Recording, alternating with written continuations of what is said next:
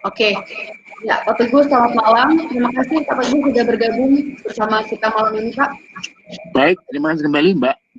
Ya mungkin sebelum kita ngobrol, ini kita ngobrol santai aja ya Pak, ngobrol santai terkait dengan kebijakan-kebijakan pemerintah selama pandemi ini.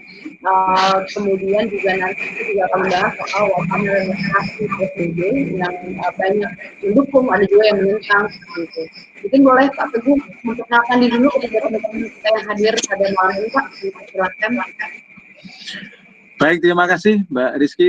Saudara sekalian, Bapak Ibu, Assalamualaikum warahmatullahi wabarakatuh. Assalamualaikum. Saya Teguh Yuwono. Sehari-hari saya mengajar di Departemen Politik dan Pemerintahan Universitas Diponegoro. Di departemen saya memiliki 3 program studi, yaitu S1 Ilmu Pemerintahan, kemudian S2 Magister Ilmu Politik, kemudian S3 Doktor Ilmu Sosial Politik. Saya mengampu beberapa mata kuliah di 3 program studi ini. Banyak kajian, kemudian concern saya di dalam bidang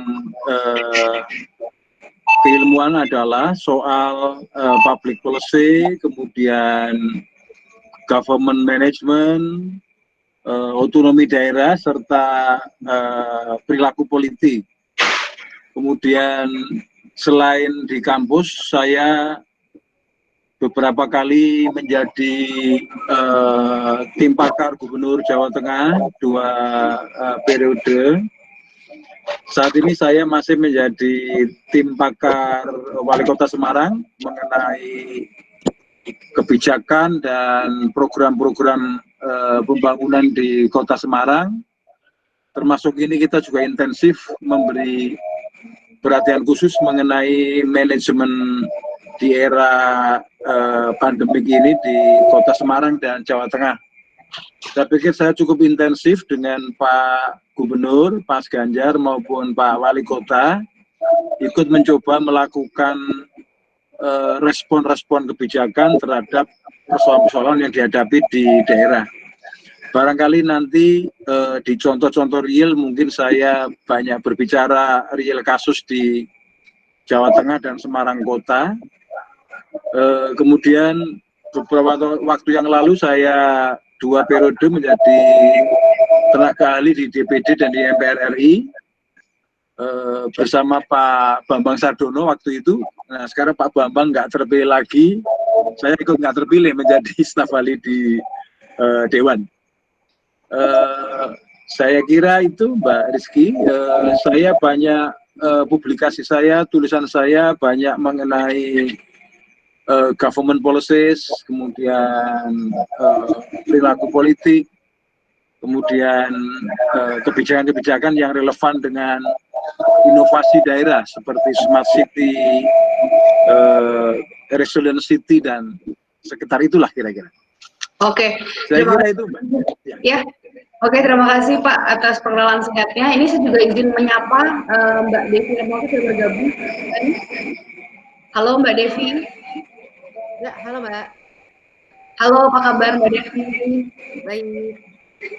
Ya, terima kasih Mbak sudah bergabung di diskusi online malam ini. Ya, di sini sudah ada Pak Teguh Yuwono dari Undip. Halo Pak Teguh.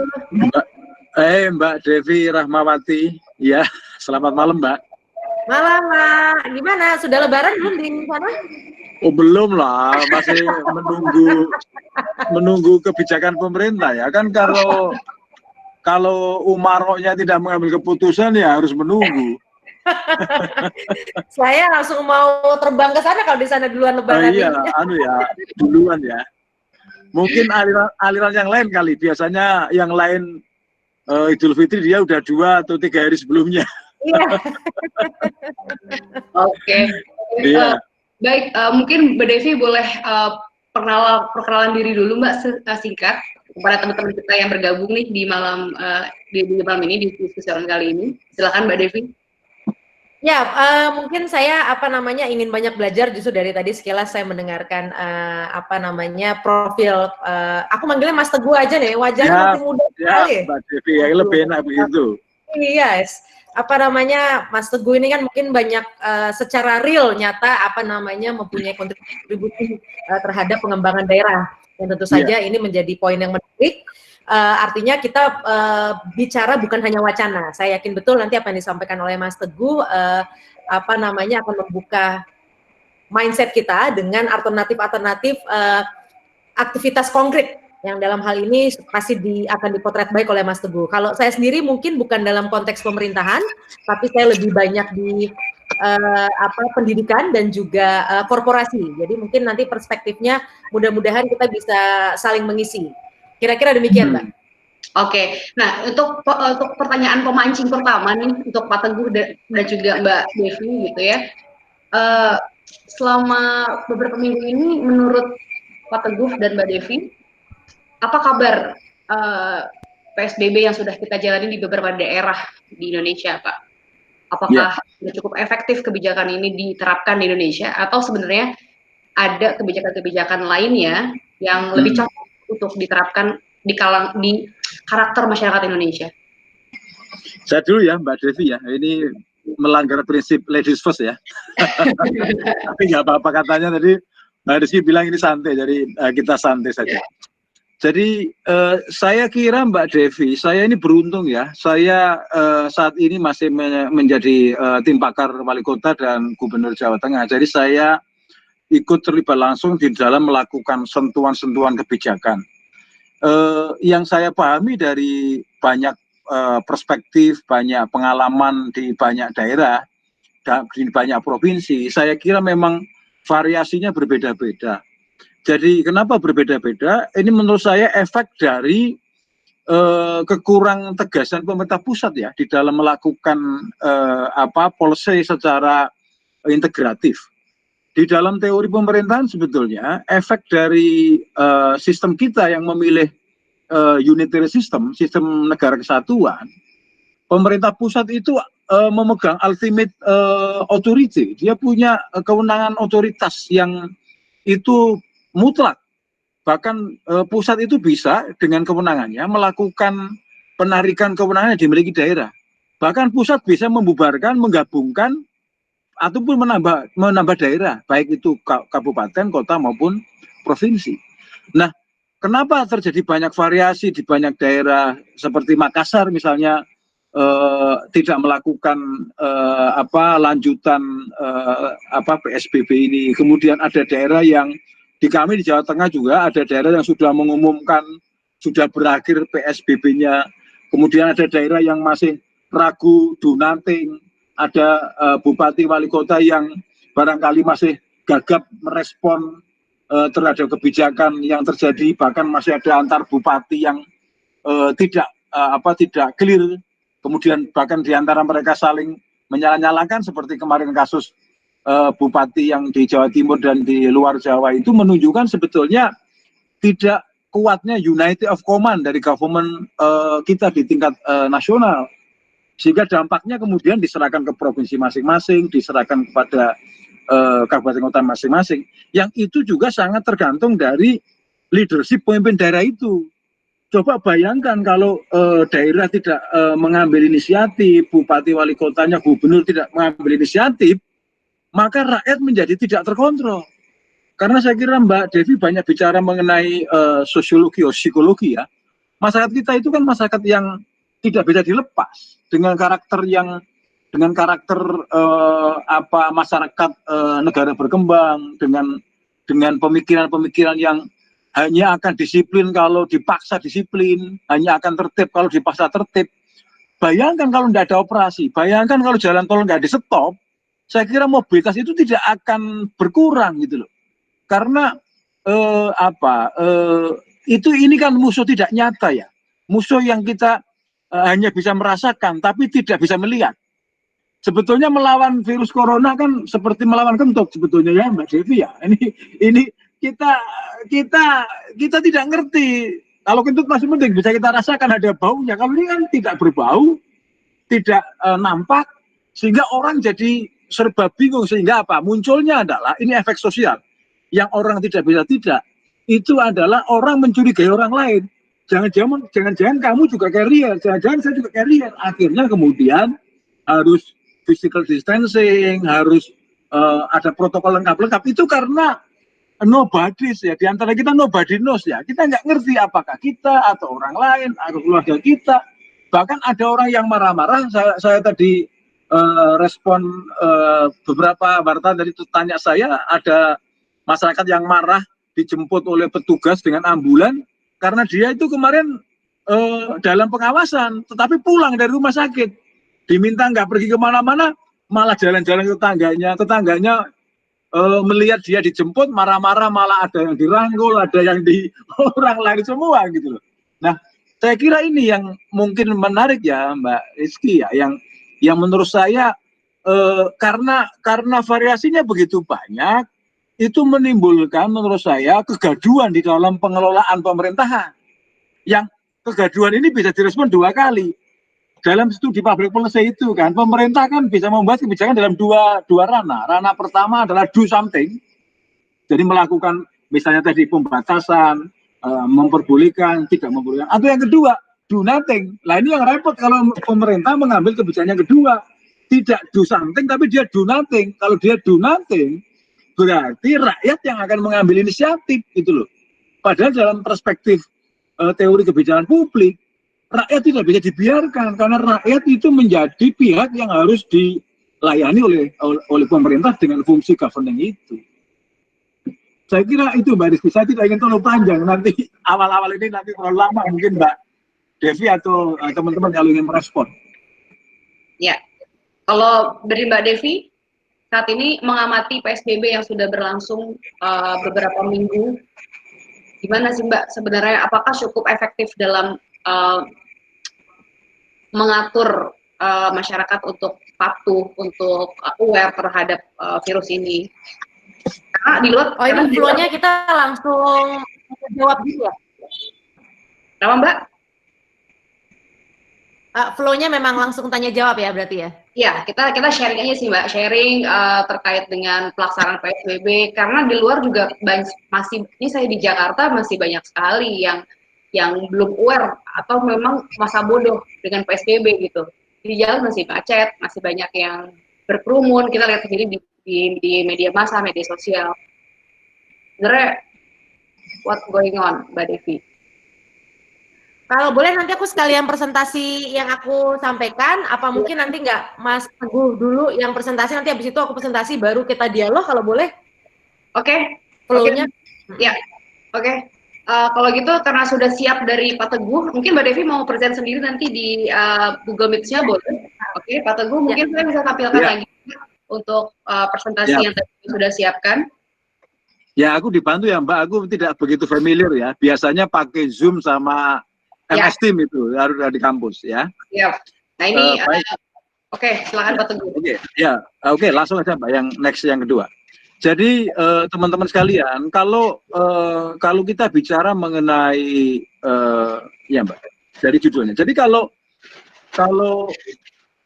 kita bicara mengenai managing in the era seperti ini, sebetulnya negara itu berada dalam posisi yang tidak berhadapan-hadapan dengan rakyat. Karena masih ada beberapa pemikiran teoritis yang mengatakan ketika suasana kolek begitu, negara punya hak untuk mengorbankan rakyatnya sebagian, sehingga ada orang yang berpikir, oke lah, karena ini suasana seperti itu, kemudian Anda silakan melakukan isolasi mandiri, nanti kalaupun Anda mati, kan yang mati sedikit. Nah ini saya kira cara pikiran yang keliru, karena di banyak forum itu masih muncul seperti itu, bahwa ketika dalam suasana tidak menentu, negara itu boleh melakukan pilihan. Pilihan pertama adalah membiarkan yang tidak bisa ditolong, biar aja dibablaskan meninggal, sementara masih ada pihak lain yang bisa diselamatkan, itu yang diselamatkan. Nah, secara teoritik, pandangan negara berhadapan dengan rakyat itu keliru. Karena sebetulnya di dalam teori negara di sistem manapun, negara itu harus hadir dalam semua persoalan yang dihadapi oleh rakyat dalam suasana seperti apapun. Nah, ini ada di dalam konstitusi kita bahwa negara melindungi segenap bangsa, segenap jiwa dan raganya, segenap tumpah tanah tumpah tanah darah ini. Yang itu tidak bisa dihindari karena konstitusi itu sah milik hukum kita. Kemudian next, Mbak. Oleh karena itu saya kira, Mbak, yang ketiga, Mbak, ya oke. Oleh karena itu saya kira negara di dalam konteks tata kelola pemerintahan, dalam konteks governance, negara harus tetap menjalankan dan memastikan bahwa tata kelolanya dilakukan dengan baik. Kenapa dilakukan dengan baik? Untuk menjamin kualitas hidup warga negara. Jadi kalau misalnya sekarang ini terjadi degradasi, terjadi tadi banyak menteri, termasuk salah satunya Pak Mahfud MD yang mengatakan ekonomi tidak bisa bergerak kalau tidak direlaksasi PSBB, itu juga harus dihitung secara komprehensif, gitu loh. Karena end up-nya nanti hasil akhirnya itu apakah itu menjamin kualitas hidup masyarakat atau justru menambah persoalan musibah yang makin luas. Next. Nah ini saya kira yang kita kadang-kadang lupa bahwa saya kira kasus Pak Mahfud MD itu kemarin ketika mengatakan ekonomi nggak boleh berhenti, itu kan melihat yang aktor ketiga itu. Ada aktor negara, ada aktor rakyat, ada aktor civil society, kemudian ada aktor sektor privat, sektor ekonomi. Yang ini memang menjadi luar biasa karena beberapa orang, beberapa pihak juga melakukan proses yang kurang bagus gitu. Terus next, Mbak. Nah, jadi dalam konteks ini maka ini konsep ini tidak bisa tidak, ini harus dipastikan walaupun eranya seperti ini, era pandemik, era semua serba curiga, semua everybody tidak yakin, tetapi pemerintah itu harus meyakini bahwa dalam suasana kayak apapun pemerintahan harus tegakkan, governance harus berjalan. Dalam suasana kayak apapun, hukum juga harus tegakkan, tidak boleh hukum kok runtuh. Akhirnya inilah saya tulis ini teori-teori lama yang tidak bisa tidak harus dipastikan. Ada participation, ada law enforcement. Bayangkan kalau orang mobilitas antar wilayah, antar daerah tidak ada penegakan hukum, yang ada adalah hukum diri sendiri. Makanya itu tadi saya katakan di awal kita diskusi, saya sampaikan kita perlu melakukan pemberian kepastian bahwa unity of command itu harus ada di pemerintahan pusat. Ketika pemerintahan pusat itu tidak strong di dalam konteks ini, itu resikonya nanti ada di daerah. Klik lagi Mbak, klik Mbak. Next, oke.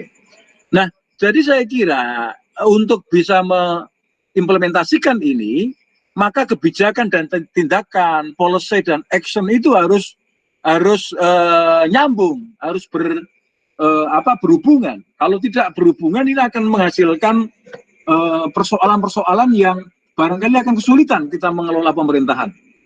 Klik lagi, Mbak. Oke. Next. Oke. Oke, next. Oke. Nah, ini oke, saya masuk ini. Jadi negara ini in whatever condition. Halo. Ya, negara di dalam kondisi apapun, di dalam suasana apapun, dia harus mampu memastikan bahwa kondisi politik, ekonomi, sosial stabil. Ya kan, termasuk ini persoalan kesehatan. Juga membuat peraturan yang efektif dan berkeadilan. Jadi tidak bisa, misalnya PSBB sudah diatur, kemudian ada perubahan, kemudian tidak bisa ditegakkan.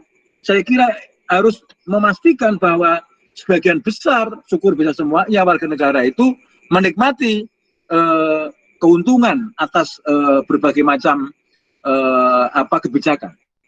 Kemudian, walaupun ini suasana pandemik, pemerintah negara ini harus menyediakan layanan publik yang efektif dan akuntabel. Oke lah, mudah, tetapi tetap harus akuntabel. Simple, oke, tetapi harus akuntabel. Kemudian menegakkan HAM, melindungi lingkungan hidup, kemudian ini meyakinkan, menjamin, mengurus standar kesehatan dan standar keselamatan publik. Saya kira poin F ini poin yang luar biasa, yang ini berlaku untuk semua negara, termasuk kita. Kemudian selanjutnya, bagaimana dengan yang kedua? Nah ini saya kira yang kemarin Pak Menko Polhukam peduli adalah soal ini. Dan ini kan banyak mengalami stuck sekarang ini. Bagaimana industri, lapangan kerja, insentif karyawan. Ini hampir everything ini sangat terpengaruh ya. Termasuk bagaimana menyediakan kredit, bagaimana bank-bank sekarang memberi kesempatan untuk tidak diberi kelonggaran, misalnya ketika orang melakukan cicilan dan sebagainya. Ini efek dari sistem ini. Nah, bagaimana dengan masyarakat? Sekali lagi, Mbak, next. Masyarakat itu harus dalam posisi satu, dia hak masyarakat harus terlindungi, termasuk tadi hak sehat, hak tidak kena penyakit, hak untuk hidup dengan berkualitas. Rakyat juga punya hak untuk mempengaruhi kebijakan. Makanya itu saya kira malam ini yang kita lakukan, ini kan salah satu upaya juga, syukur-syukur nanti dilihat oleh Pak Menteri, Pak Presiden, bahwa kita punya juga hak untuk memberikan masukan kepada pemerintah supaya hasil yang diharapkan dengan kebijakan mengenai pandemi ini bisa menguntungkan sebagian besar rakyat, syukur semua rakyat. Nah, ini juga penting untuk ini misalnya mengawasi proses itu, mengawasi pemerintahan, bagaimana berkomunikasi antar anggota masyarakat. Next. Nah, ini saya kira ini penting ya. Tadi saya bilang policy ini penting, kebijakan ini penting. Apapun yang dilakukan pemerintah itu penting. Ketika tidak ada public support, tidak ada awareness, itu menjadi nggak ada artinya. Bagaimana itu bisa jalan? Apakah dalam sistem online atau offline? Itu harus didesain supaya menghasilkan proses kebijakan yang efektif diterapkan di dalam kehidupan masyarakat. Next. Nah, bagaimana konteks kita sekarang ini? Saya kira substansi tata kelola pemerintahan yang baik itu tidak bisa kemudian hanya karena alasan suasana tidak memungkinkan kemudian tidak bisa dilakukan. Jadi pemerintahan yang baik adalah roh berpemerintahan. Itu adalah jiwa orang memerintah. Jadi negara harus hadir dalam kondisi dan konteks apapun untuk melayani kebutuhan masyarakat. Sehingga ini dijamin di dalam konstitusi. Perbedaannya tentu adalah dua hal yang sekarang harus kita catat, teman-teman sekalian. Pertama adalah ketergantungan kepada teknologi. Coba kita bayangkan kalau era seperti ini nggak ada teknologi, bagaimana kita bisa melakukan online discussion, online seminar, webinar, dan sebagainya. Bahkan koordinasi kalau tidak dilakukan tanpa teknologi hampir tidak mungkin. Oleh karena itu, online services dan online policy itu harus nyambung, harus match. Tidak bisa tidak, ini harus dilakukan secara profesional. Kemudian klik lagi. Nah, bagaimana kuncinya? Kunci di balik online services itu adalah trust, kemudian passion, professionalism, komitmen, dan produktivitas. Makanya di lembaga mana di tempat kami, bahkan di pemerintahan beberapa kali kita memberi masukan kepada wali kota, kepada gubernur, agar WFH itu terukur indikatornya, bahwa orang di rumah jam 8 sampai jam 4, tapi sudah harus siap mendapatkan dan menjalankan fungsi-fungsi pelayanan. Next. Nah, bagaimana dengan pertanyaan tentang relaksasi PSBB? Saya kira dalam pandangan saya, kebijakan pemerintah berhubungan dengan ini masih terkesan lamban. Kenapa lamban? Karena nampak kurang komprehensif dan integratif dari semua tingkatan. Semestinya, tadi di awal saya katakan, relasi pemerintah pusat dan negara dalam sistem yang kita pilih negara kesatuan, itu adalah one unity of command, satu komando, satu kewenangan. Dan ultimate power itu ada di pemerintah pusat. Oleh karena itu, pemerintah pusat memiliki kewenangan yang kuat dan mengikat pada semua tingkatan pemerintahan untuk memastikan bekerjanya governing pada tingkat pemerintahan, baik di tingkat nasional maupun tingkat daerah, supaya situasi apapun bisa dikendalikan. Next. Nah, Bagaimana dengan upaya-upaya inisiatif ide bahwa relaksasi akan dilakukan? Dalam hemat saya, relaksasi harus dihitung dan dipertimbangkan secara cermat, khususnya dari beberapa aspek, yaitu aspek tahapan, aspek jangkauan, ataupun coverage, lokasi, dan masyarakat yang dituju. Karena apa? Secara konseptual, dan ini harus diyakini di dalam prakteknya, pertimbangan keselamatan jiwa raga itu harus dijadikan pertimbangan pertama dan utama di dalam kebijakan relaksasi dibanding misalnya dengan indikator yang lain. Oleh karena itu, indikator yang dipakai di dalam menentukan ya atau tidak, expand atau stop, atau partial expand, itu sangat tergantung pada indikator kesehatan publik. Jadi indikatornya oke lah, ekonomi pasti menurun, pasti terjadi mungkin tidak hanya perlambatan, tapi bisa mungkin resesi ya. Tetapi indikator kesehatan tidak bisa tidak, karena kalau ini tidak dijadikan pertimbangan, ekonominya akan jauh lebih jatuh, akan lebih parah, ya kan? Karena apa? Bisa bergeser menjadi kegagalan massal. Ini chaosnya bisa lebih luas. Kemudian lagi, next. Nah, karena semua serba mendadak, termasuk kita juga agak lambat, bahkan Australia secara khusus mengatakan Indonesia itu terlambat menutup traffic internasional. Akibatnya apa? Kita jadi lambat. Pemerintah dan masyarakat tidak terlalu siap sebetulnya untuk merespon COVID-19 ini. Termasuk saya kira pilihan terakhir yang dipakai, pertanyaan mengenai pilihan kata Presiden berdamai dengan COVID-19 itu harus dipandang dalam konteks kesehatan. Jadi berdamai itu prinsipnya adalah prinsip kesehatan. Kalau berdamai dalam konteks ekonomi atau dalam konteks normal life, saya kira ini belum normal. Orang mengatakan we are waiting for new normal, faktanya ini belum normal karena ancaman itu masih ada di mana-mana. Bahkan hari-hari ini saya kira hampir di banyak rumah sakit, puskesmas, banyak sarana kesehatan yang melakukan sindiran, keluhan, dan sinisme terhadap masyarakat. Karena apa? Mereka tidak terkontrol. Mereka bilang, ya sudah kalau begitu biar kami para tenaga kesehatan yang di rumah, Bapak Ibu masyarakat yang di rumah sakit, ini kan kacau, ya kan? Ini sebetulnya sinisme, sindiran terhadap masyarakat kita agar taat terhadap kebijakan pemerintah untuk stay at home, untuk kegiatan di rumah, everything dengan online, everything bisa dengan elektronik, e-commerce, e-banking, e-business dan sebagainya, e-services dan sebagainya. Ini lagi Mbak, next, Mbak Rizky. Oke, jadi saya kira dalam konteks sekarang ini tidak saya kira pemerintah dan rakyat itu harus tetap dalam posisi waspada. Jadi menurut saya ini kalau ibarat bencana, ini bencananya kan bencana khusus ya. Ini saya kira sudah di level di atas siaga ini sudah masih merah, sehingga rakyat atau pemerintah tidak melakukan simplifikasi atas masalah yang benar-benar belum clear.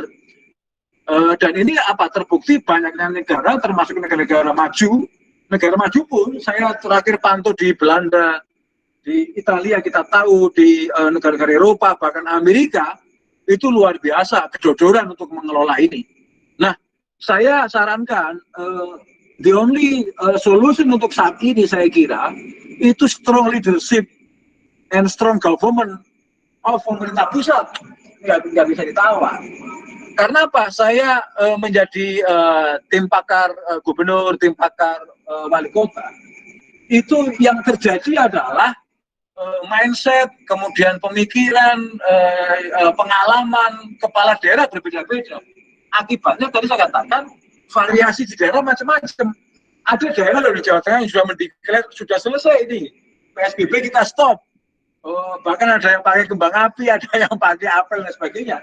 Ini kan sesuatu yang sebetulnya belum clear betul, tetapi kebijakan sudah dilakukan. Bahkan ada daerah, termasuk yang kota Semarang, terakhir kita rapatkan dengan Pak Wali Kota, akhirnya kita perpanjang karena di Semarang kegiatan masyarakat masih banyak yang offline menggunakan peluang ketemu masih ada, sehingga kita perpanjang sampai bulan Juni, 2 minggu 3 minggu ke depan. Maksudnya apa? Supaya mengantisipasi.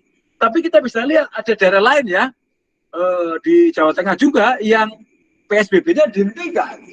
Bahkan kita lihat di Makassar itu toko-toko boleh buka, kemudian kegiatan menjadi dibuka.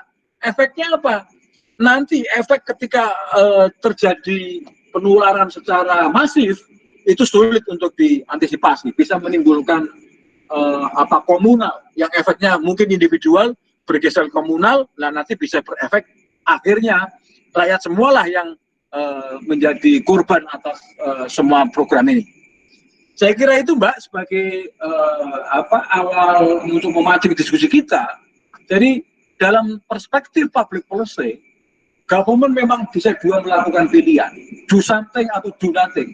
Nah saya berkali-kali di banyak level saya selalu mengatakan pemerintahan yang baik itu ya do something. Kalau dia do nothing, sementara rakyatnya tidak siap, maka yang terjadi adalah chaos. Saya kira itu Mbak, terima kasih, saya kembalikan. Ya, terima kasih Pak Teguh. Tadi ada beberapa poin yang saya notice dari pemaparan Pak Teguh terkait dengan harus mengutamakan indikator kesehatan. Nah, ini sendiri kan juga salah satu tolak ukur dari harusnya ya kebijakan pemerintah bahwa apakah PSBB ini akan diperpanjang atau mungkin memang akan benar-benar terjadi relaksasi nanti mulai 1 Juni. Rencananya kan sudah ada tuh susunannya. Nah, kalau yang dilihat sekarang sendiri, menurut Pak Teguh gitu ya, sudah siapkah kita nantinya kalau misalnya benar-benar relaksasi ini dilakukan, menanggung semua konsekuensinya, Pak? Saya kira kalau dari aspek resiko, kemudian efek, kemudian dampak apa yang nanti dihasilkan, saya kira sekarang ini belum pada titik relaksasi dilakukan. Karena apa? Karena kemampuan kita mengelola virus ini, saya kira rumah sakit kita pun terbatas, dan sampai hari ini pun para dokter mengatakan, para ahli kesehatan mengatakan sebetulnya belum ada obatnya. Artinya ini agak berbeda ya, karena cara penularannya berbeda dengan HIV/AIDS. HIV/AIDS kan penularannya jelas. Kalau ini kan penularannya sangat simpel ya, orang berkontak, orang berbicara, orang berhubungan, orang mungkin bersalaman, itu bisa kena. Jadi saya kira tidak bisa misalnya hanya melihat seperti di beberapa daerah di Jawa Tengah ini, yang saya tidak sebut daerahnya ya, itu hanya mengatakan di kami hanya 3 kasus, yang meninggal satu orang, makanya kami stop PSBB, kami tidak perpanjang lagi.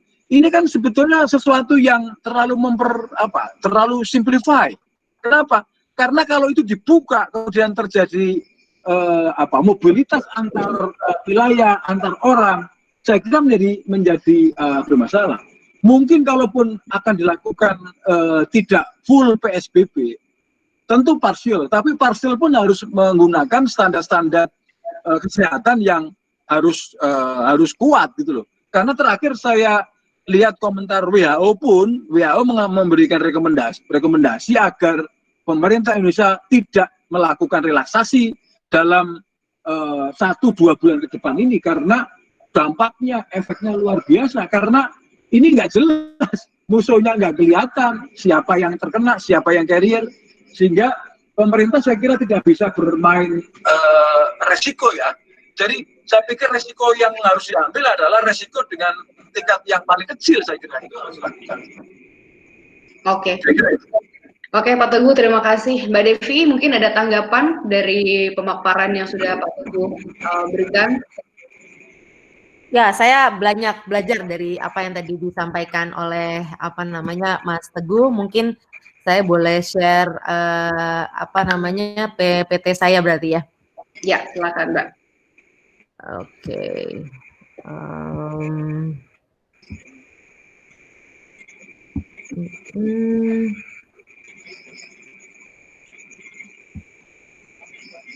Oke. What?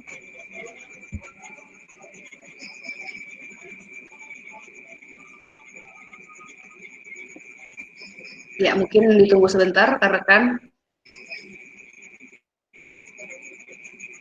Ya, sambil, oke.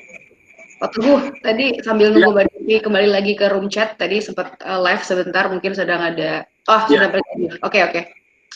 Sudah masuk lagi. Ya, sudah.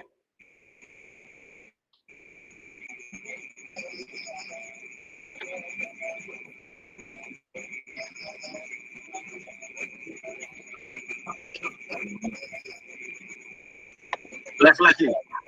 Iya. Sepertinya sedang mencoba presentasi, mau present sesuatu, Mbak Devi. Bentar.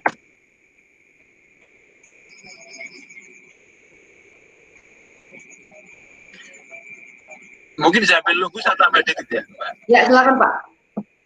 Jadi saya melihat kecenderungan yang terjadi dari diskusi dengan beberapa pihak itu nampaknya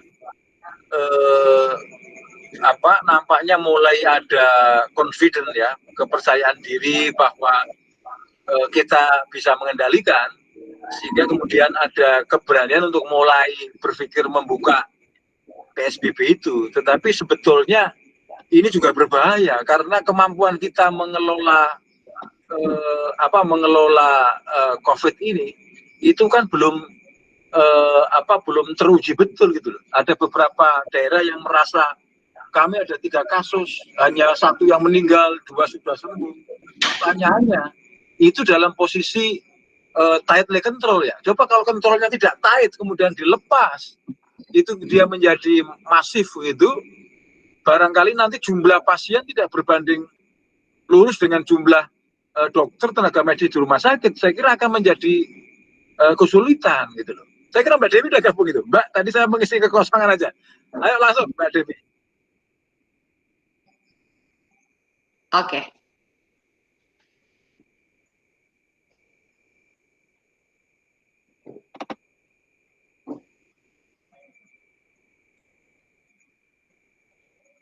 Ya, Mbak Devi mungkin suaranya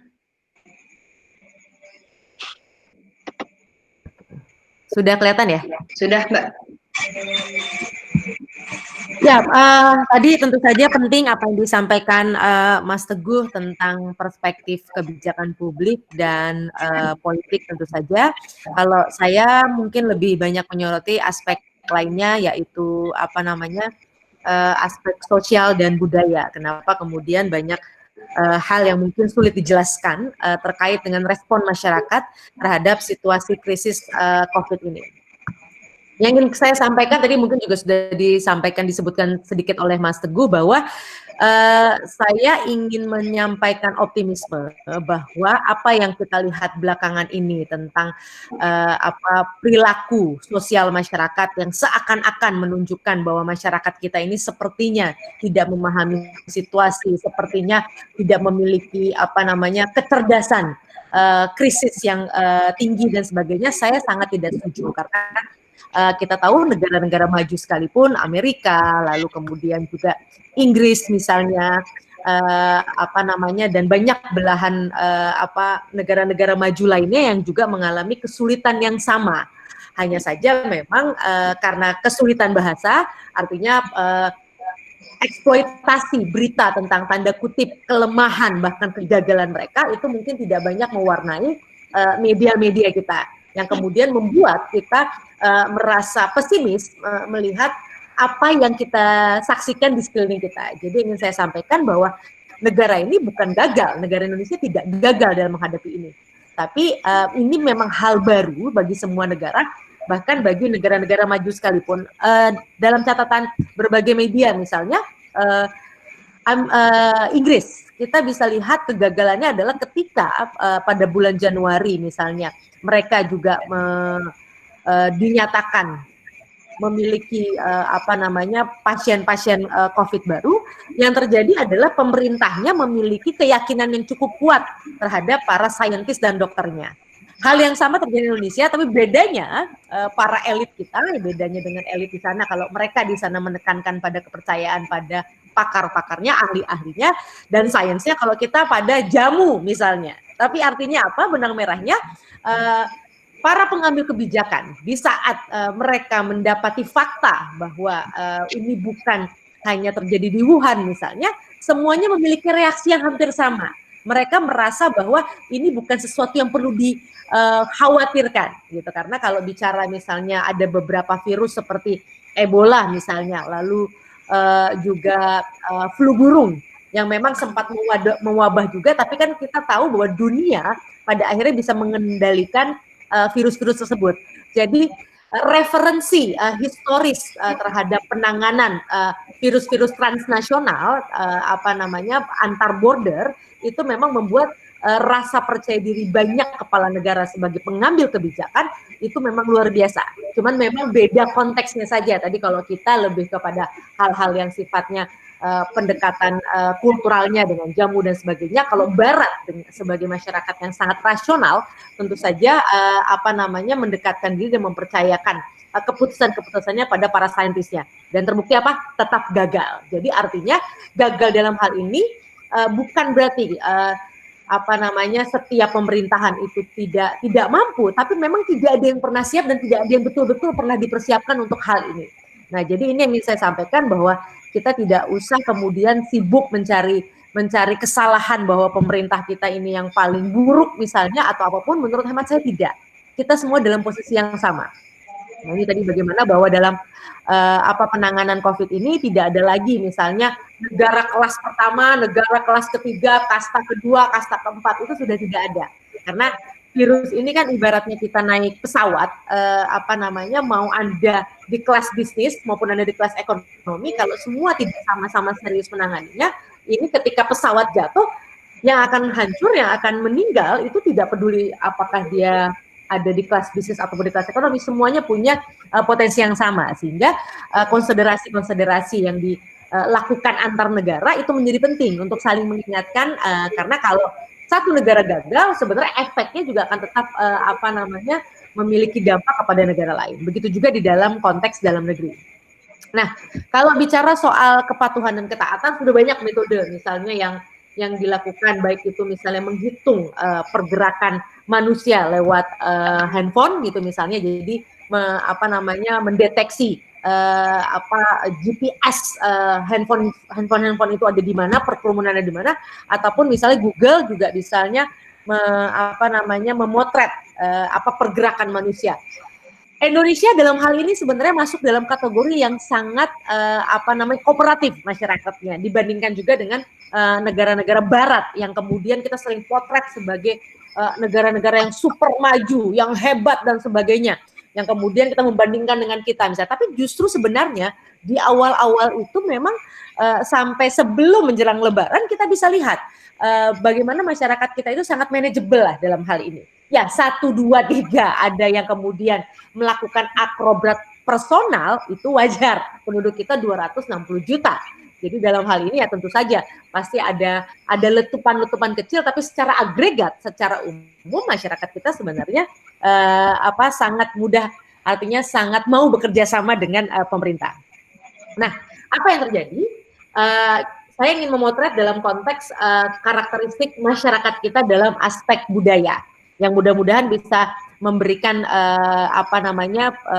penjelasan tentang kenapa sih sekarang ini kok mall penuh gitu. Tadi ada yang bilang bahwa beberapa hari ini, 3 hari belakangan ini Cikampek penuh dan sebagainya gitu kan.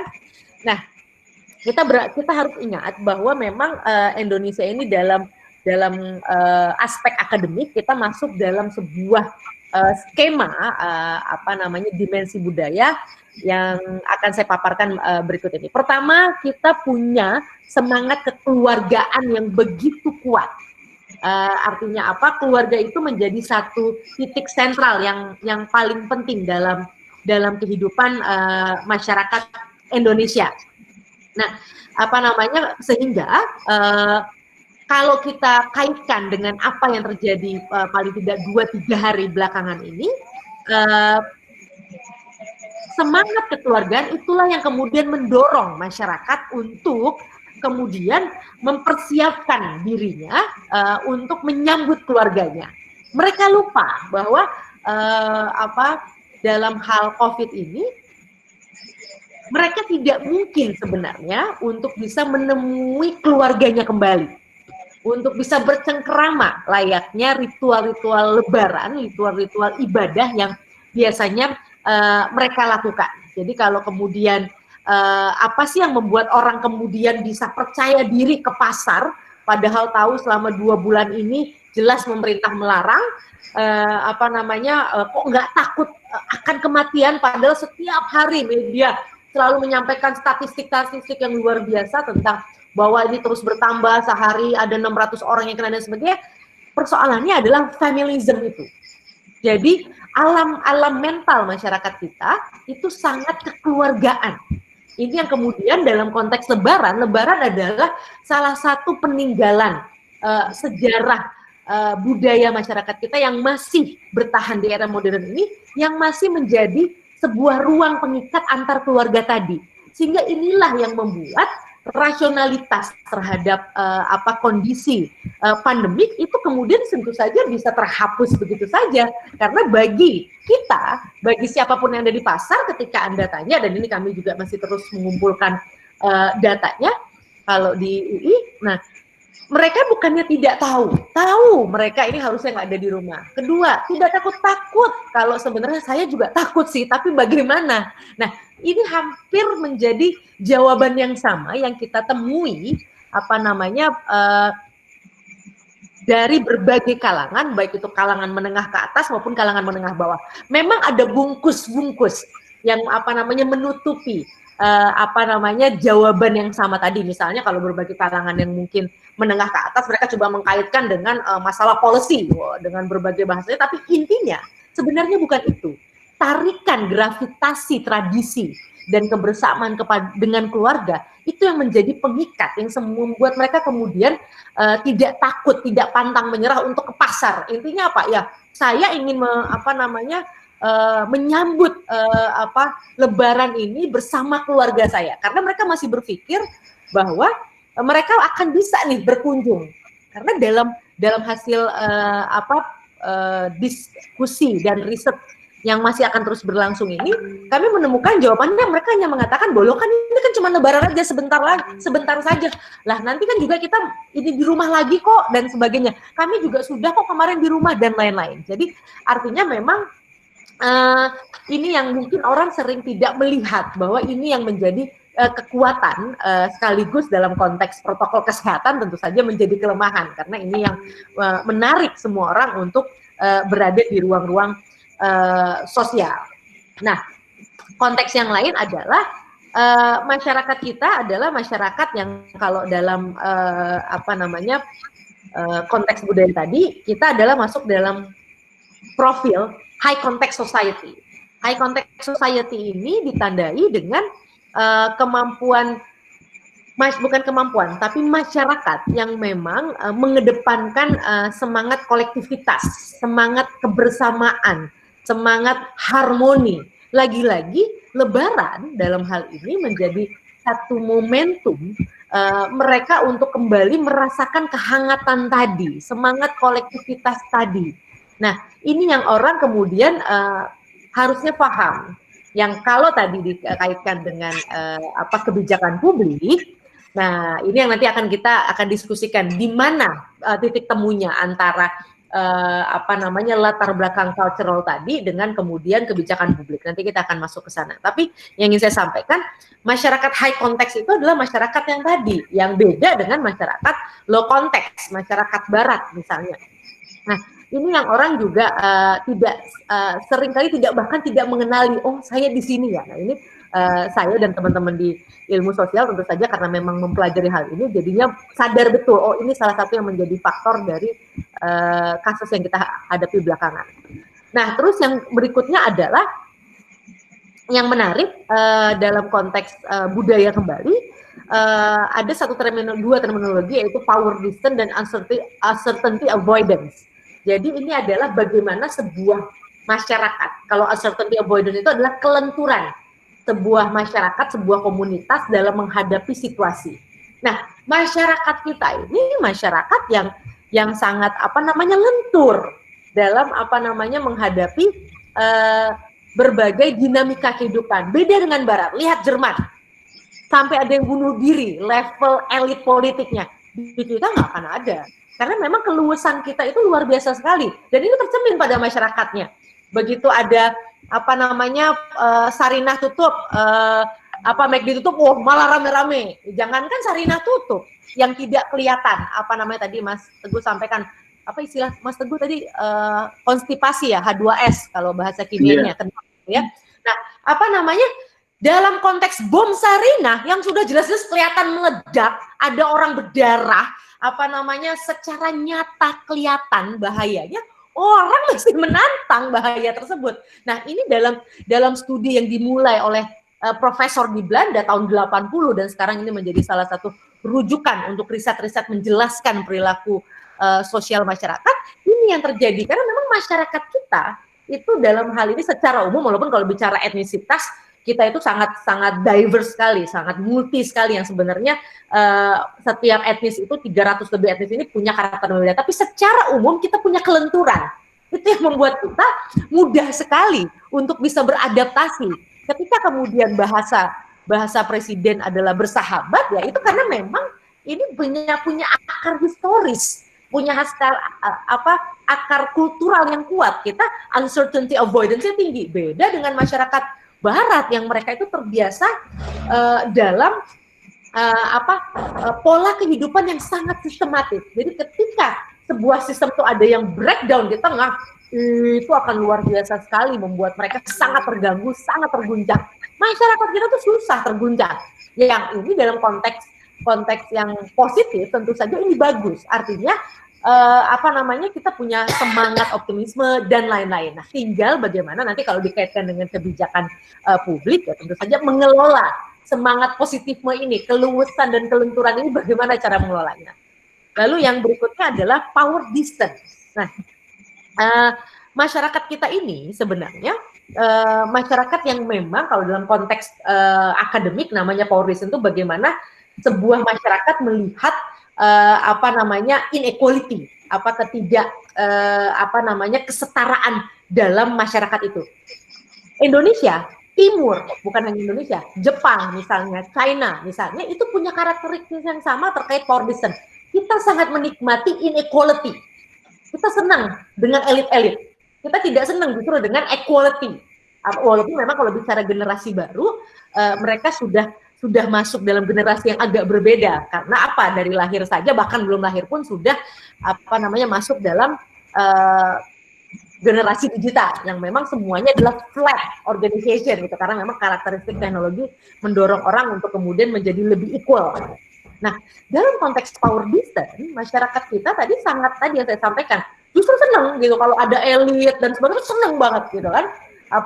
Nah, ini sebenarnya terlihat begitu baik ketika di awal-awal banyak elit-elit masyarakat, baik itu dalam konteks elit politik, elit selebritis, atau elit orang-orang yang dianggap memiliki posisi hierarki tertentu dalam masyarakat dan tingkatannya tinggi, itu kemudian menunjukkan, mendemonstrasikan ketaatannya. Ini yang membuat masyarakat juga, oh ya udahlah, si artis ini ada di rumah kok, oke. Si bapak ini, si tokoh ini, dan sebagainya, oh ada di rumah kok, dan sebagainya. Nah, ini yang kemudian membuat tadi, kenapa di awal-awal itu masyarakat kita sangat kooperatif tadi. Nah, ini persoalan power distance. Nah, lagi-lagi ini tadi bisa dimanfaatkan kalau ini dibaca oleh para pengambil kebijakan, karakter budaya ini bisa dieksploitasi untuk lebih memperkuat pengaturan masyarakat dalam konteks pandemi ini. Nah, tadi masyarakat kolektif kita memang senang berkumpul bersama. Jadi memang 2 bulan kita terisolasi dalam rumah kita itu memang betul-betul menjadi luka budaya, karena memang budaya kita tuh budaya ngumpul, kan memang ada makanan nggak ada makanan, yang penting wes kumpul kan gitu. Jadi artinya itu satu-satu filosofi yang akar filosofi yang kuat sekali, yang itu tidak bisa dipandang remeh, sehingga kemudian kerinduan untuk selalu bersama dan sebagai tadi kalau Mas Teguh menyampaikan ini kok malah peluk-pelukan segala macam ya, karena tadi karakter kita tuh kolektif. Buat kita tidak bisa ada apa namanya tembok, tidak bisa ada sekat, karena sakitmu adalah sakitku, sakitku juga adalah sakitmu, urusanmu adalah urusanku, urusanku juga urusanmu. Makanya di Indonesia ini tidak ada hal yang tidak dikomentari, karena orang selalu merasa bahwa urusan orang lain adalah urusan dirinya. Beda dengan Barat, ada pemisahan yang begitu jelas, clear, ada batas-batas demarkasi, baik itu yang sifatnya personal maupun yang apalagi profesional. Di kita semuanya blur, karena memang semangat kolektif tadi.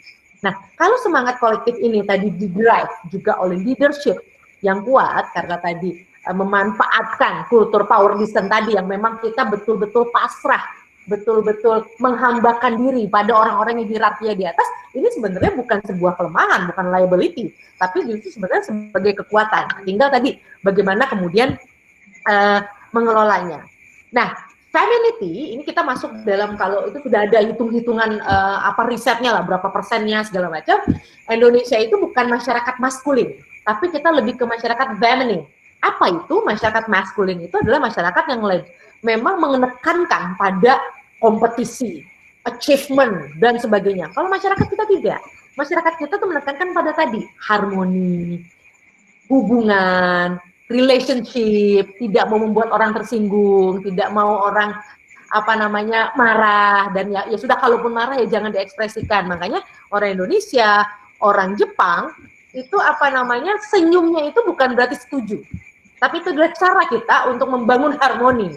Makanya kalau mungkin ada orang-orang Barat yang suka bingung dengan ekspresi tokoh publik kita ketika menghadapi satu persoalan, kok kelihatannya tenang, itu bukannya pemimpin kita itu tidak mengerti atau pemimpin kita apa ketinggalan, tertinggal, tidak. Ini bagian dari budaya. Ini sama ketika apa namanya pembom Bali ketika divonis apa namanya hukuman mati, dia tersenyum. Masyarakat Australia marah. Mereka pikir sang pengebom itu tidak menghormati orang-orang meninggal. Bukan, karena masyarakat kita itu tadi karakter feminin itu kuat. Karakter apa? Karakter tadi membangun harmoni dan sebagainya. Jadi ketika diksi-diksi pemerintah begitu lembut misalnya, atau kemudian ekspresinya juga tidak menunjukkan ekspresi yang gundah, yang panik dan sebagainya, karena itu tidak menjadi bagian dari alam mental masyarakat kita yang tercermin salah satunya lewat lelaku para elitnya tadi. Jadi yang ingin saya sampaikan, ada banyak hal yang harus bagi kami social scientist, kami melihatnya tidak sesederhana itu untuk kemudian memotret bahwa pemerintah gagal. Tidak. Ada hal-hal yang baik itu perilaku pemerintah maupun perilaku masyarakat yang sebenarnya match, yang hanya kemudian memang membutuhkan penerjemahan dalam bentuk kebijakan publik yang serius untuk membaca, memahami ini. Yang kami yakin, kami apa namanya optimis, ini sebenarnya bukan satu kendala. Ini semua nih collectivity, femininity dan sebagainya tadi itu menjadi satu kekuatan lah bagi masyarakat kita. Nah, kalau kemudian orang berpikir bahwa ini masyarakat kita ada yang kemudian mengkaitkannya dengan herd mentality gitu kan, apa mentalitas bergerombol. Wah, jadi kalau ada yang satu ke pasar, semua ikut ke pasar. Apa namanya, ada satu yang teriak bakar gitu, nanti yang lain ikut bakar. Nah, bukan. Artinya kalau dalam konteks ini paling tidak bacaan sementara kami, karena risetnya juga masih harus dilakukan, belum selesai karena COVID juga belum selesai. Nah, ini bukan semata-mata ada persoalan gerombolan tadi, tapi tadi dalam konteks kultural dan tradisi ada tarikan yang tidak sulit sekali untuk apa namanya diabaikan oleh masyarakat kita. Ditambah tadi pertama yang berulang kali saya sampaikan, setelah 2 bulan apa namanya kita cukup patuh taat, kita kemudian menjadi punya rasa kepercayaan diri bahwa ini baik-baik saja. Kenapa? Karena kalau dalam studi yang kami lakukan juga di kampus, 2 minggu begitu pertengahan Maret itu dinyatakan bahwa oke, kayak kami di kampus, Anda PJJ, pendidikan jarak jauh, Anda sudah di rumah, lalu kemudian diikuti oleh kebijakan-kebijakan pemerintah lainnya, orang sudah menghentikan sebenarnya membaca berita soal COVID karena memang melelahkan. Makanya kalau ini berkali-kali juga saya sampaikan, data dari beberapa provider menunjukkan apa yang diakses orang adalah Netflix, TikTok, dan sebagainya. Karena orang butuh hiburan. Orang stres, karena tadi karakter kita adalah karakter yang tadi berkerumun, berkumpul, dan sebagainya. Mau ada Zoom, mau ada apa, nggak bisa. Karena ada hal-hal yang high-tech, itu tidak bisa menggantikan high-touch. Masyarakat kolektif itu membutuhkan sentuhan, dan itu kan tidak bisa dilakukan via Zoom seperti ini. Ada ekspresi yang tidak bisa kita dapat dan sebagainya. Nah, itu mereka tidak lagi membaca. Ini membuat juga kewaspadaan itu juga menjadi lebih rendah, sehingga mereka tidak terlalu update. Ya saya karena akademisi, artinya saya baca, tapi saya juga salah satu tadi menjadi penikmat dari Netflix. Ini udah berapa serial yang sudah habis saya tonton misalnya, karena cukup lelah juga kalau mengikuti berita-berita soal COVID misalnya. Dan dalam studi kami itu itu yang kemudian juga dilakukan oleh banyak masyarakat, baik kalangan milenial maupun kalangan yang lebih senior dan berbagai kalangan. Nah, artinya apa? Mereka melakukan detachment, menjauh dari proses informasi yang menakutkan, dan itu alamiah. Lagi-lagi jangan kaitkan bahwa masyarakat kita ini masyarakat yang kurang terpelajar atau karena tingkat bacanya rendah. Enggak, ini terjadi fenomena di seluruh dunia. Artinya nggak ada orang yang benar-benar siap mendengarkan informasi yang negatif, informasi yang mencemaskan, menakutkan, dan sebagainya. Jadi informasi tentang COVID itu biasanya bukan karena dia memilih untuk mendengarkan, tapi yang muncul begitu saja, pop-up itu muncul begitu kan, atau WA, atau kalau anak-anak muda dia pakai Line aja itu muncul, mau tidak mau Line Today dan sebagainya. Tapi bukan kemudian dia memang serius mencari, oke, sudah berapa banyak korban, apa yang harus saya lakukan, apa obatnya dan sebagainya, begitu kan? Nah, ini yang perlu kita sadari. Kenapa kemudian setelah 2 bulan ditambah tadi kita tidak punya memori, tidak punya rujukan tentang gimana ya lebaran online gitu kan, bukber online gitu kan, dan sebagainya, itu mereka tidak punya pengalaman itu, sehingga kemudian bayangan mereka, begitu lihat tanggalan, ya ampun udah puasa ke 25 hari, berarti 5 hari lagi, yeay. Dan kemudian dia dengar bahwa relaksasi, oke.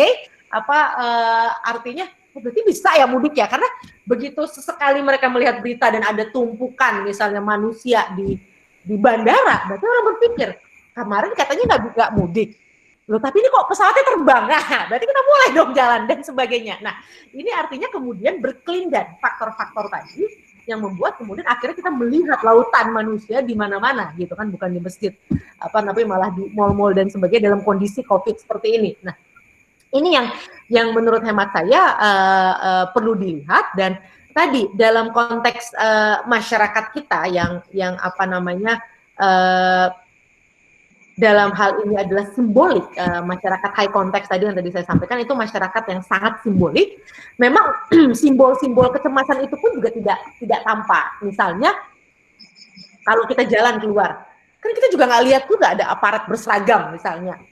Yang kemudian kalau dalam konteks Italia itu kan mengerikan kan, mencekam kan, bagaimana ada tank-tank dan sebagainya, lalu truk-truk tentara dan sebagainya, itu menimbulkan kemudian, ada yang beda ya, karena memang masyarakat simbolik itu butuh simbol, butuh material yang membuat mereka yakin bahwa ini ada yang darurat nih.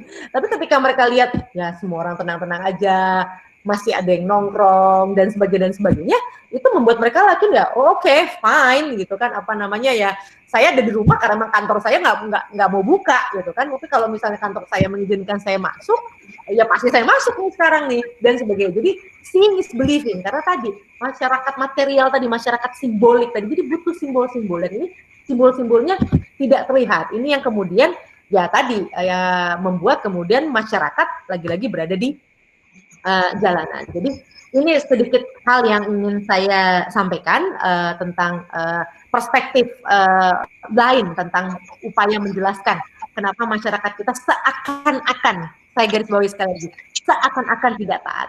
Saya tidak melihat bahwa ini kesalahan masyarakat kita yang yang tadi mungkin dianggap, sekali lagi dianggap terbelakang, dianggap tertinggal, atau TT yang lainnya. Tidak sama sekali. Ini ada faktor-faktor lain yang harusnya ditangkap karakteristik ini, diterjemahkan dengan baik dalam konteks kebijakan publik yang sudah pasti menjadi keahlian Mas Teguh. Kira-kira demikian.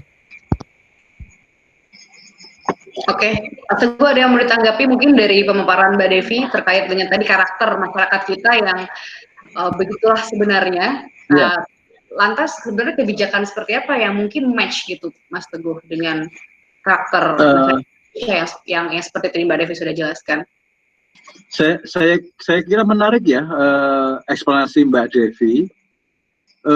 Yang menjadi concern kita, saya kira, karena kebijakan publik kita itu covernya terlalu banyak. Jadi kalau kita lihat di beberapa negara dengan jumlah penduduk yang kecil, itu saja kedodoran mengelola persoalan COVID ini, ditambah lagi dengan tadi sistem sosial kita yang Mbak Devi sampaikan berbeda dengan sistem yang dimiliki oleh negara lain. Saya beri contoh kasus lah, misalnya di Australia kan jumlahnya tidak banyak, cuma 25 juta. Tidak begitu kedodoran karena memang jumlahnya sedikit, kemudian karakter masyarakatnya tadi Mbak Devi mengatakan lebih sistematis, mereka lebih memiliki concern yang berbeda dengan sistem sosial kita. Singapura juga lah misalnya, kita sama-sama di Asia, tetapi di Singapura saya kira tidak sepanik kita karena apa yang dilakukan protokol di Singapura tentu dilakukan dengan komitmen yang jelas gitu loh. Nah, yang saya ingin sampaikan sebetulnya karena kita berada dalam suasana yang serba questionable ini, serba unpredictable begini, maka di setiap tingkatan pemerintahan yang selalu kita lakukan dan diskusi dengan para kepala daerah, dengan para pengambil kebijakan di tingkat provinsi dan kabupaten yang saya terlibat langsung, mereka tidak mau mengambil risiko besar. Yang diambil adalah risiko terkecil dengan mengambil, dengan mengutamakan keselamatan bersama.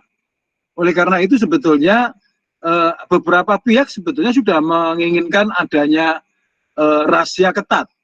Tetapi pertanyaannya adalah jumlah kita dengan jumlah yang dirahasia, jumlah aparat dengan jumlah masyarakatnya kan tidak sebanding. Akhirnya ada beberapa daerah yang mengambil titik tertentu, misalnya jalan tidak dijaga oleh aparat, tetapi langsung dipasang pakai cor-coran sehingga orang tidak bisa lewat.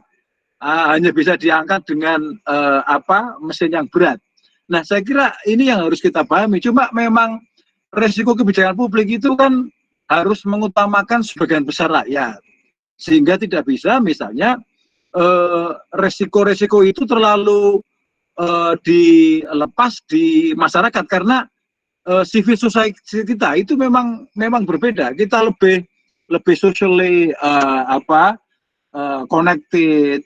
Tetapi suasana kita lihatlah, saya kira cukup kedodoran saya kira menurut saya. Saya tidak mengatakan pemerintah gagal atau tidak berhasil ya.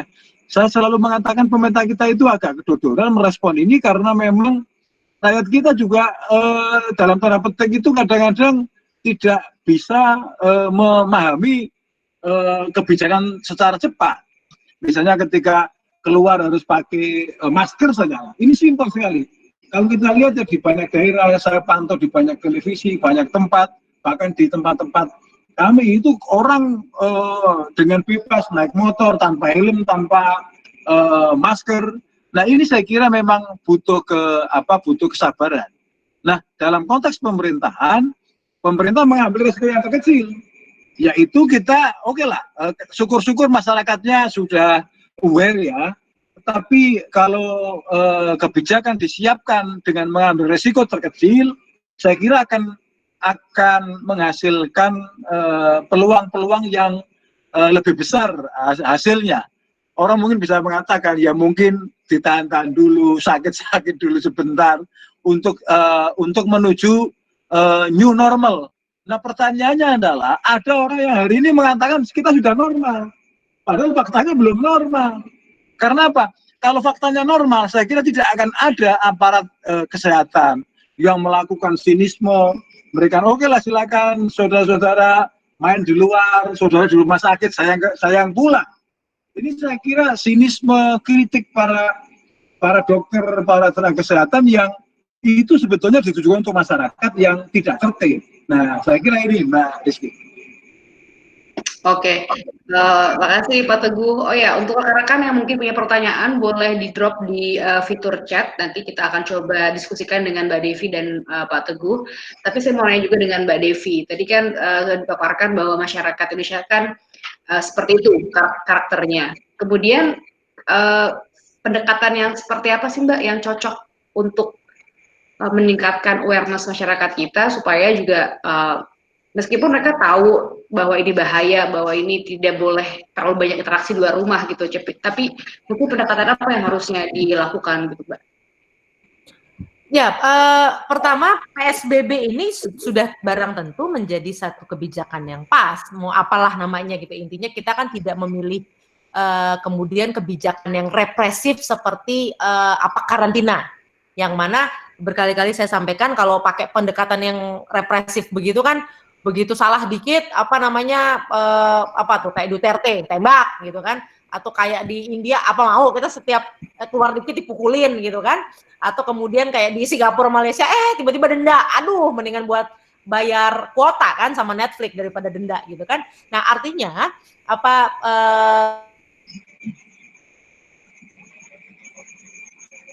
lebih menurut saya satu. Lalu kemudian hanya saja tadi karena masyarakat kita ini masyarakat yang namanya tuh short term society, tapi dalam konteks yang berbeda karena kalau secara akademik penjelasannya beda lagi. Tapi artinya kita punya tadi karena sangat fleksibel tadi, karena luas tadi, jadi cepat lupa. Jadi makanya sosialisasi itu harus intensif. Jangan pernah percaya diri berpikir bahwa sekali ngasih tahu masyarakat kita akan ingat terus. Enggak. Jadi memang perlu ada selalu misalnya. Nah, disinilah sebenarnya peran kalau bicara kebijakan, peran leader-leader terkecil itu apa? RT atau kalau di desa berarti kepala desa. Karena mereka yang sebenarnya paling ngerti, paling tahu dan punya data paling akurat tentang siapa sih profil warganya, ngapain aja sih warganya, siapa yang baru cerai, siapa yang membutuhkan siapa yang baru sakit kanker misalnya, itu tahu. Jadi bagaimana kemudian dalam konteks krisis seperti ini mendampingi warga itu yang paling tahu sebenarnya RT. Jadi RT itu misalnya harus sampaikan Bu, Pak gitu kalau misalnya mereka tiba-tiba kelihatan yang udah mulai goncengan gitu kan. Jadi sistem sistem berlapis untuk membentengi masyarakat agar tidak terlalu banyak mengakses ruang-ruang sosial itu dilakukan secara berlapis dari level yang paling bawah ya, tinggal ditanya. Tapi pendekatannya lagi-lagi persuasif yang cocok. Ya bahwa, Pak Ibu mau kemana? Oh mau beli bawang, aduh bawang mah nggak usah ke pasar sana, nih ada yang deket nih, di toko X sih cuma 500 meter dari sini. Bu, aduh ampun Bu, jangan, misalnya jangan boncengan, bukan apa-apa, nah misalnya dijelasin. Oh gitu ya, nah Bu ini mah ada ini baru dan sebagainya misalnya. Itu dialog-dialog itu yang sekarang akhirnya yang terjadi adalah harus sifatnya tradisional, mau tidak mau, karena tadi orang sekarang sudah mengakses berita itu ya on demand, yang dia maunya nontonnya kartun aja, dia nggak akan mau nonton berita.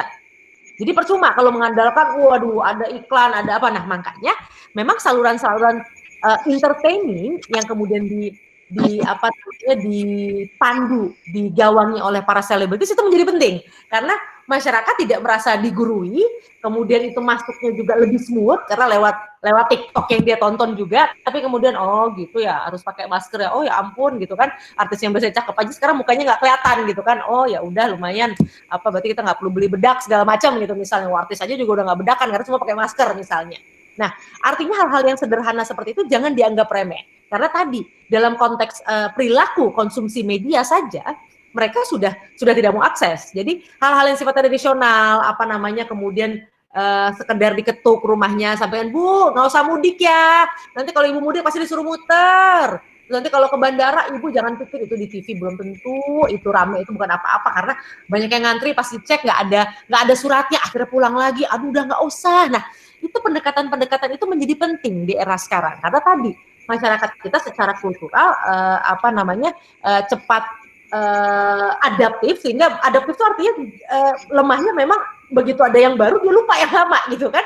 Nah, fleksibilitas ini memang harus dikelola lah. Nah, makanya pemberdayaan teman-teman pemimpin di level kecil RT ini menjadi penting gitu. Mereka yang menjadi gerbang pertama arus lalu lintas orang, dan kemudian menjadi sumber informasi yang sebenarnya utama untuk memastikan entah itu bantuan diterima, entah itu agar masyarakatnya tidak mudik dan sebagainya, itu di sana. Kira-kira demikian. Tadi menarik Mbak soal yang mudik putar balik, Mbak, kan di TV juga banyak. Sebenarnya tuh sudah dikasih penyuluhannya lewat media-media gitu. Tapi tetap aja banyak yang akhirnya mencoba untuk mudik dan konsekuensinya mereka putar balik. Nah, itu juga salah satu karakter masyarakatnya, atau memang mereka sebenarnya yang nekat aja gitu. Yang perlu disampaikan terkait, misalnya di media itu sudah media-media mainstream kelihatan ada yang di stop gitu. Tapi persoalannya berita hoax, berita bohong itu sebarannya lebih banyak. Bahkan ada yang sudah memberikan saya tuh berapa kali terima tuh, jalur aman mudik. Lah, ada jalur aman mudik lewat mana? Jadi ada aja. Itu kan sebenarnya berita-berita yang belum tentu bisa dipertanggungjawabkan. Tapi itu nyebarnya lebih banyak. Ini yang berkali-kali saya kritik terhadap masukan saya terhadap media-media mainstream. Anda semua itu adalah cahaya masyarakat, tapi sayangnya cahayanya redup sekali, kalah dengan cahaya-cahaya berita hoax ini, karena mereka tidak serius juga mulai memasuki ranah-ranah digital untuk tadi menyebarkan berita-berita mereka yang betul-betul positif dan benar.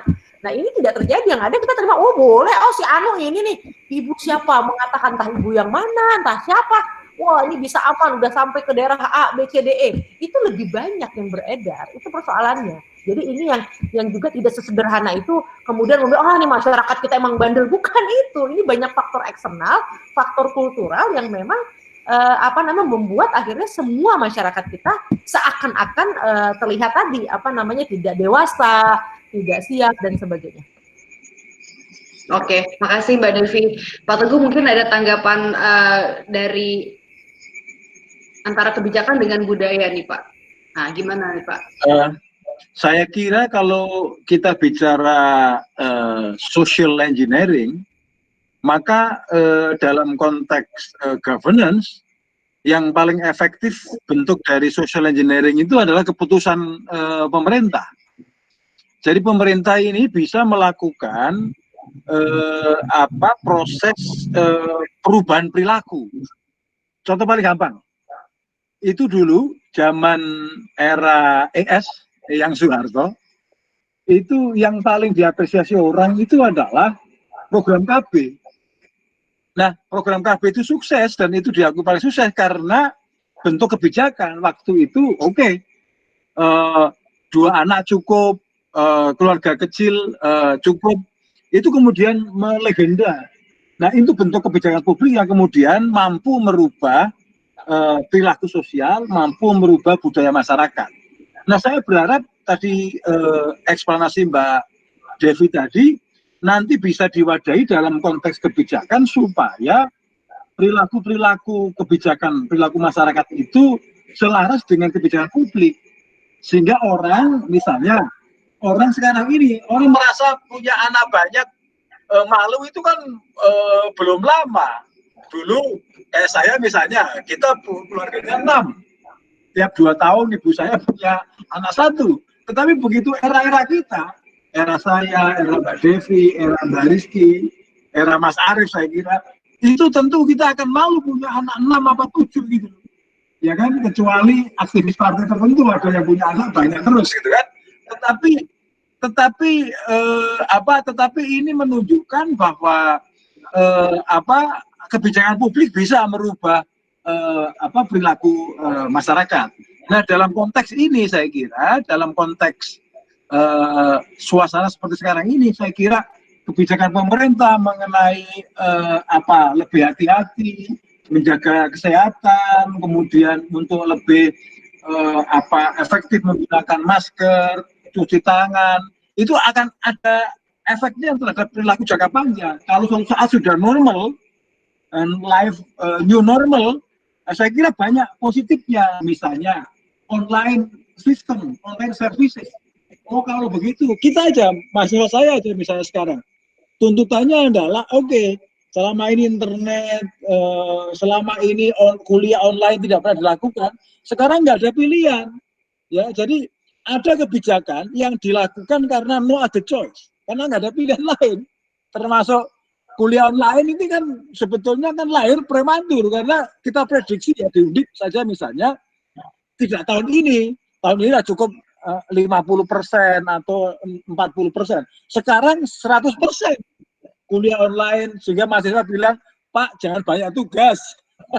Akhirnya muncul banyak sindiran, termasuk Bu Dewi juga disindir, jangan beli kami PR, jangan beli kami tugas lebih banyak, karena dengan online maka penugasan menjadi banyak, dosen-dosen cenderung kasih tugas habis itu pergi setengah jam baru kembali lagi, mungkin sambil masak atau sambil kegiatan apa di kampus, apa di rumah gitu. Akhirnya, lah ini menarik saya kira.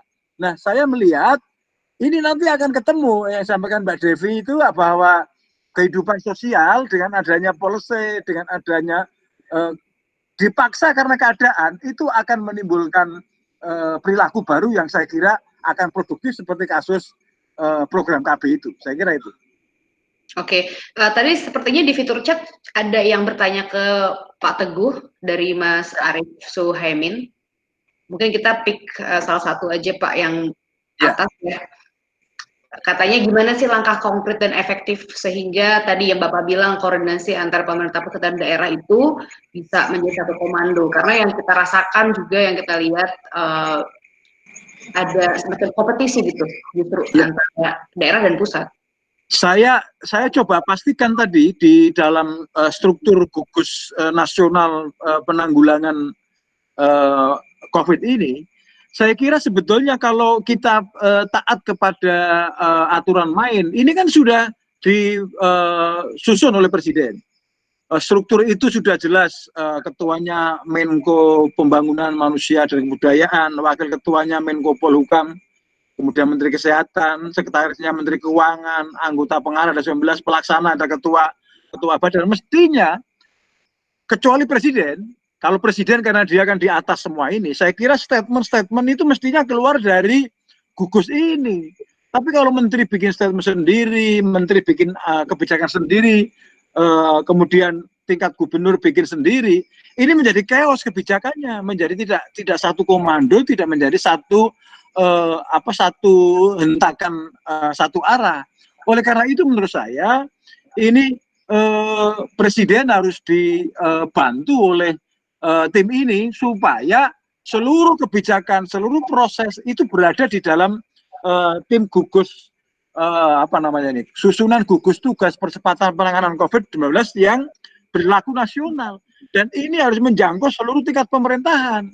Jadi provinsi, kabupaten, kota harus taat dengan gugus tugas percepatan penanganan COVID ini. Kalau tidak, akhirnya tadi ada lembaga yang ingin merespon, ingin tampil lebih banyak, ada kesan supaya merespon masyarakat lebih banyak. Akibatnya apa? Nanti kemudian semua kebijakan bisa dihubungkan dengan COVID, semua hal bisa berubah dengan COVID. Padahal saya kira ini harus satu komando, karena dibutuhkan, sebenarnya kalau mau serius ya, seperti yang terjadi di Hong Kong, di Cina, di Eropa, kalau kita betul-betul lockdown, maka seluruh kebutuhan masyarakat itu disuplai oleh pemerintah, ya kan? Kita misalnya, kita dapat bantuan per rumah atau per kepala keluarga, bantuan 600.000. Itu mungkin hanya kepake untuk 2-3 hari. Sisanya kita nggak bisa mencukupi, maka harus keluar. Sekarang bayangin ya, kayak teman-teman kita yang Gojek, teman-teman kita yang Gokar, mereka tidak bisa mengandalkan hidup mereka dari kehidupan di jalan, di transportasi, yang sekarang orang tidak berjalan. Tidak ada kegiatan mobilitas. pasti akan terdampak sangat besar. Nah, ketika Gojek tidak ada penumpangnya, Gokar nggak ada penumpangnya, hidup ini, ekonomi ini tidak jalan. Akhirnya bantuan 600.000 mungkin hanya untuk 2-3 hari, sisanya dia keluar lagi untuk mencari tambahan. Nah, ini contoh-contoh saja bahwa sebetulnya ketika kebijakan lockdown ataupun PSBB full, itu pemerintah juga harus siap. Salah satunya adalah menyediakan logistik, menyediakan kebutuhan, itu yang disiapkan untuk rakyatnya. Ini yang tidak mudah saya kira, Mbak Rizky. Oke. Terima kasih Pak Teguh. Mungkin karena waktu kita sudah hampir mau selesai, cukup terbatas malam ini. Untuk dari Pak Teguh dan juga nanti kita akan beralih ke Mbak Devi. Kalau dari Pak Teguh sendiri, pandangannya ke depan ini harusnya seperti apa nanti berjalannya untuk penerapan kebijakan yang terkait dengan pandemi ini, Pak? Kalau saya, karena ini era emergency, maka yang paling dibutuhkan itu adalah strong policy, strong leadership, and strong government. Karena apa? Di era seperti ini, kalau terlalu dilepas ke masyarakat, itu terlalu lama efeknya, dan dampaknya, perilakunya yang kita harapkan, itu jangka panjang. Padahal ini tidak bisa, ini harus quick response. Karena apa? Kalau ini berdampak macam-macam, apakah dampak sosial, dampak politik, termasuk tadi yang pertanyaan Arif, surat dari Ruslan Buton itu bisa dihubungkan kemana-mana, ya sosial, ya politik, ya ekonomi, akhirnya bisa chaos. Jadi kalau menurut saya, dengan suasana yang emergensi, maka dibutuhkan emergency policy, yang harus diambil dengan suasana yang tepat, akurat, tentu dengan ambil resiko yang terkecil. Nah, resiko yang paling terkecil ya tadi, menurut saya dengan stay di rumah, dengan disiapkan kebutuhan logistik oleh pemerintah, kemudian ekonomi tidak dipaksa dengan proses-proses yang sangat ketat, saya kira masyarakat akan mengikuti ini dengan baik. Nah, menurut saya tidak bisa ya dalam waktu yang, karena saya juga dengar ini habis Idul Fitri ini bulan-bulan Juni akan dibikin new normal life, yang kita sendiri sebetulnya tidak yakin apakah betul ini normal life. Jangan-jangan cuma karena kita stres, kemudian karena kita tidak ada pilihan, ya sudahlah, akhirnya yang jadi korban orang banyak. Saya kira itu, Mbak Rizky. Oke, terima kasih Pak Teguh. Mbak Devi, mungkin untuk closing statement ada yang ingin disampaikan kepada masyarakat, dan juga tadi tanggapan terkait dengan ada rencana ingin membentuk new normal setelah nanti bulan Mei ini, Mbak, yang mulai perlahan dibuka satu persatu akses ekonomi, segala macam pendidikan. Pengen Mbak sampaikan? Ya, kalau bicara merujuk pada Eropa, pada Amerika, misalnya Harvard sudah memprediksi bahwa ini baru akan normal, new normalnya baru 2022. Karena ini terkait dengan vaksin yang sampai hari ini belum ditemukan. Ketika kemudian para saintis misalnya menemukan vaksinnya, itu kan perlu diuji coba dulu. Dan bicara uji coba, masyarakat dunia itu kan sangat diverse. Artinya perlu dipastikan ini cocok dengan masyarakat barat, timur, barat aja ada jenisnya, ada tipenya, timur juga demikian, Indonesia saja sudah sekian ratus etnis dan sebagainya. Jadi ini memang tidak akan mudah. Belum lagi prediksi gelombang kedua. Ini kita gelombang pertama saja, saya bukan ahlinya, tapi kalau bicara mendengar media setiap hari, kita tahu bahwa ini kita belum sampai pada masa puncaknya. Jadi saya kalau dalam hal ini ya kita tunggu saja. Saya yakin pemerintah pasti akan lebih paham apakah benar bulan depan misalnya akan segera dinormalkan. Nah ini saya yakin resiko itu kalau bicara Spanish flu misalnya, jelas ada penelitian yang menunjukkan bahwa negara-negara yang ekonominya bisa cepat recovery adalah ketika mereka memang betul-betul memilih untuk misalnya mengisolasi dirinya dibandingkan dengan komunitas atau negara yang memang betul-betul loss dalam hal ini, membiarkan masyarakatnya untuk bertarung bebas dengan penyakit ini. Ini sudah ada rujukannya paling tidak dari kasus Spanish flu misalnya. Nah, tapi saya yakin pemerintah sudah punya sederet ahli dan sederet alternatif kebijakan untuk menghadapi ke depan tentang apakah masyarakat akan tetap di rumah atau tadi ada new normal atau new apalagi dan sebagainya, itu apapun istilahnya gitu kan. Nah, kalau kita lihat banyak negara sudah serius merespon ini. Misalnya universitas-universitas dalam hal ini Cambridge misalnya jelas dia bilang pokoknya sampai akhir tahun kita online semua. Karena semakin membiarkan dalam kondisi uncertainty, tentu saja ketidakpastian tentu saja ini akan menyulitkan juga untuk mengambil kebijakan di level mikro. Kalau level makro tentu saja itu menjadi tugas pemerintah. Nah, artinya apa? Kita satu dalam hal ini pada masyarakat, percayalah pada pemerintah. Itu satu.